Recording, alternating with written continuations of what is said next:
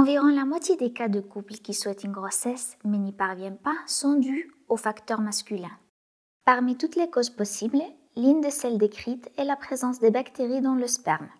La présence des bactéries dans notre organisme est largement connue. Certaines sont pathogènes, c'est-à-dire qu'elles provoquent des maladies, et d'autres sont bénéfiques pour l'être humain. Grâce à l'évolution des techniques moléculaires, il a été possible de démontrer la présence de bactéries dans des endroits et dans des fluides où l'on pensait qu'elles ne devaient pas exister.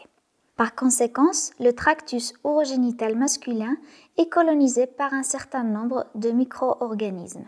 Un article publié cette année dans la revue spécialisée Andrologie montre que le profil des micro-organismes présents dans le sperme des patients présentant des altérations de leur qualité séminale est différent de celui des patients normospermiques, c'est-à-dire dont les paramètres séminaux sont normaux.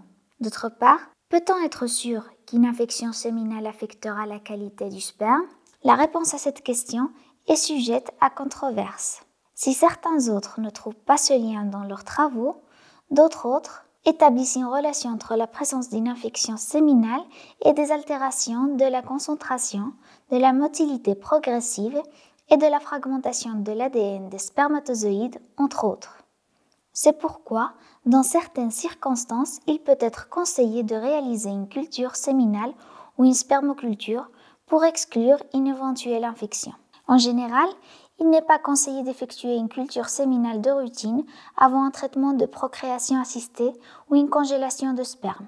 Ce choix appartient aux spécialistes qui suivent votre cas. Lorsqu'une culture de sperme est indiquée, quelles précautions doivent être prises lors du prélèvement de l'échantillon?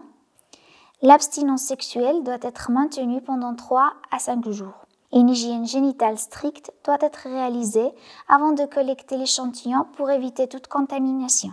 Le sperme doit être recueilli dans un récipient stérile. Enfin, l'échantillon doit être transporté au laboratoire le plus rapidement possible pour être traité.